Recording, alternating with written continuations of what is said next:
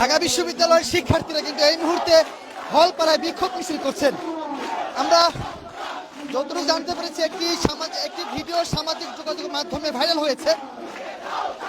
যুবদল নেতা মঈনের নেতৃত্বে 4 থেকে 5 জন মিলে একজন সোহাগ নামের ভাঙ্গারি এক ব্যবসায়ীকে নির্মমভাবে নৃশংসভাবে হত্যা করেছেন।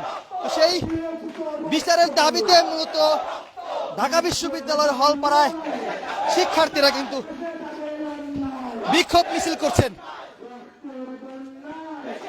স্লোগানে উত্তাল হয়ে পড়েছে এই মুহূর্তে ঢাকা বিশ্ববিদ্যালয়ের হলপাড়া।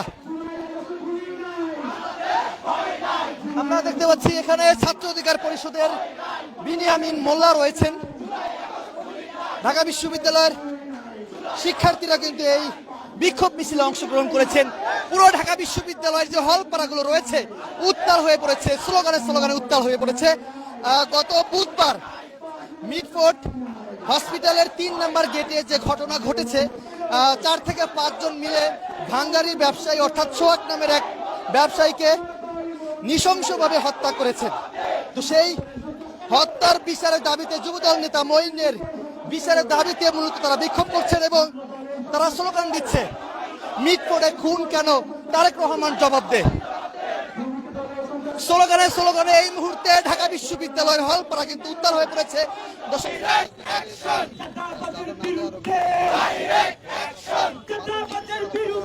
আমরা এই মুহূর্তে রয়েছি ঢাকা বিশ্ববিদ্যালয়ের ভিসি চত্বর থেকে সরাসরি আপনাদেরকে দেখানোর চেষ্টা করছি যুব দলের বিরুদ্ধে ডাইরেক্ট অ্যাকশন স্লোগান দিচ্ছে।